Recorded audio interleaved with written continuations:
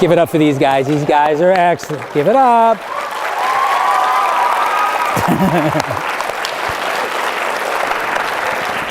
All right, we've had some fun. They've allowed you to have some fun. Are there any questions about this? I hope you're understanding what it is you're seeing. You know, we've had fun and games with this. Now imagine if these folks took this technique at home and put themselves in this state of mind, and instead of imagining that they couldn't find their shoe, imagine that they weren't focused on being afraid and they started focusing on being better at school or liking math or enjoying science. Imagine if their visualization was tuned to something positive instead of something that was fun and games. Any questions at all about any aspect of this? Yes? Explain to them the hypnoserver. Pardon me? The Hypnoserver. hypnoserver. Whoa, say it again. Oh, the hidden observer. I'm sorry, I thought you said the hypnoserver. I was going, that's a new one. Well, Dexter has a hidden observer. No, I'm just kidding. The observing yourself do things, is that what you're referring to? Where you're kind of outside of yourself, looking at yourself? Yeah, we all, to a very great extent, this goes back to the trance-like state, observe ourselves. We are observers of our own actions. An example I would use was I had gone skydiving quite a number of years ago. And I was all excited about it, and you know, it was kind of an interesting experience. You jump out of an airplane in tandem, you're a mile or so up, you fall for 60 seconds, the chute comes up, you go to Earth, and afterwards I was remembering it, and I realized that I could remember very little of it. What I was remembering is what a great story I was going to tell people about the event while it was happening, and not paying attention to what was actually happening. And most of us do kind of look outside of ourselves, we observe ourselves. Give you another example. Don't laugh. Try to remember the last time you took a bath or a shower. Strange thing to ask, do it. Try to remember the last time you've taken a bath or a shower. Most, if not all of you, when I asked you to do that, just unconsciously took your mind out of your body. It's like you're outside of yourself looking at yourself, standing in that shower or sitting in the bathtub, right? It's not the way it really happened. When you were taking the shower or the bath, you were seeing things through your eyes, so all you should be recording now are tiles on the wall or fixtures on the bathtub. And yet most of you unconsciously included a picture of yourself, did you not? You do that thousands of times a day. In other words, if you were to run into me a year from now, I'm in an airport, I recognize, like, hey, you hypnotized the people at Park Vista High School. Do you remember that? If you remember today, most of you are likely to remember it as if you're outside of yourself looking at you and I talking to each other, as opposed to looking at me from eye level. You unconsciously include a mental representation of yourself, and that mental representation affects you in a variety of ways. If you see yourself as an overweight person, you're probably going to have a weight problem until you alter the picture. If you see yourself as being inadequate in a certain situation, I don't like this, I can't handle this, I'm not good at this, you'll tend to act that out. That picture dictates many aspects of your behavior, and we all do it. We're just not aware that we do it. This is why if you talk to a police officer and they'll have 10 people witness a crime, they often get 10 totally different descriptions, because people are unconsciously including themselves in it. Any other questions about any aspects of this? Yes, sir. I repeat, I haven't done anything to these people. All I have done is set a series of circumstances that allowed them to go into a trance. Any competent hypnotist is likely to tell you that they don't hypnotize anyone. This is all self-hypnosis. All I do is structure the environment. And if I told them to do anything they didn't want to do, you know, I crossed the line at one point, you're naked and everybody else got their clothes on. If she felt very, very uncomfortable with that she wouldn't have done it, or she would have overreacted, or, asked me not to do it. People won't do something they don't want to do. And you can't make them do anything or become anything they don't want to do.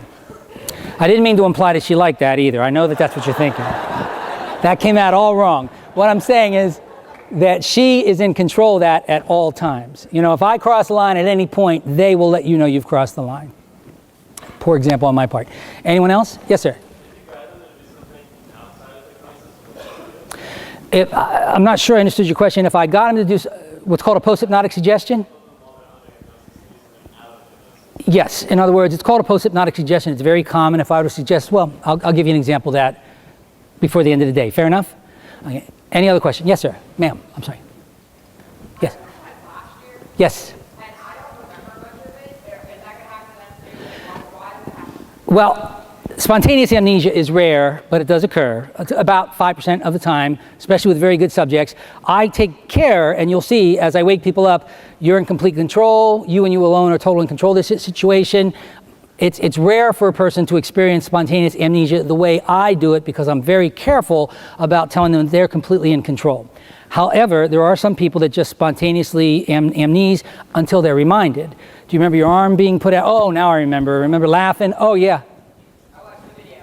And then you remembered everything. That's the only really one I remember from when I get home or when I watch my show. It happens. Now, therapists will use amnesia therapeutically. Sometimes they'll tell people they don't need to remember about the suggestions to stop smoking or lose weight so that the person isn't involved. They're not really actively testing it, seeing if they can tear it apart. Sometimes it's best to get them out of it. So it does have therapeutic benefit, but in my format, I'm very careful about you're in control, you remember, you know everything about what's going on. One more question, then I got a call today. Yes? Does you fall asleep every time that I love you? No, I said that was for 10 minutes, I think is what I said.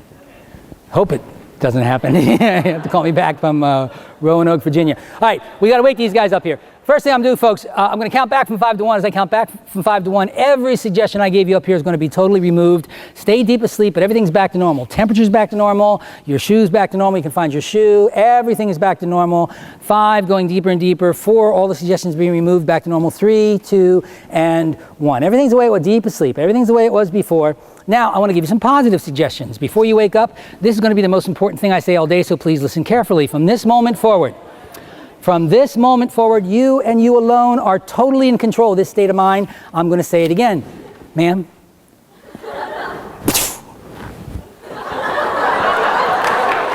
From this moment forward, you and you alone are in complete and total control of this state of mind. Here, let me explain what that means. That means from this moment forward, you're going to be able to get back to this state of mind whenever you want and wherever you want very easily, very quickly, and you're going to be able to do it just like you did it here. All you got to do is pick a spot to look at, just like you did here. Take a few slow, deep breaths, just like you did here, and then start slowly counting in your mind back from 5 to 1. As you count backwards, you'll feel it coming back again, this wonderful deep relaxation. By the time you reach the number 1, you're going to be even deeper than you are right now, and here's the best part.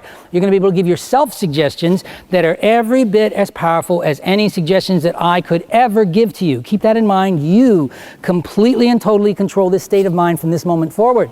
You're going to be able to give yourself any helpful, positive suggestions. They will be every bit as powerful as any suggestions that I give to you. Best part of all, in a moment, as I count from 1 to 5, you will awaken. You will feel rested, refreshed, invigorated, relaxed. You're going to feel better than you felt in the longest time. Totally alert, invigorated, refreshed. One little thing, however, sometime after you awaken, you're going to hear me say the word success.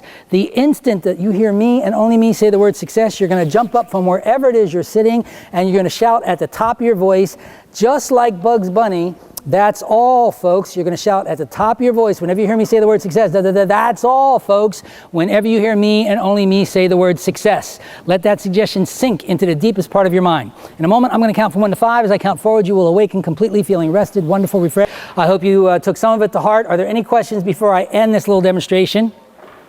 Any questions about any aspect of this at all? And you guys are the honors class. You're going to let me get away without nailing me at some level? No questions, no comments? Yes, ma'am.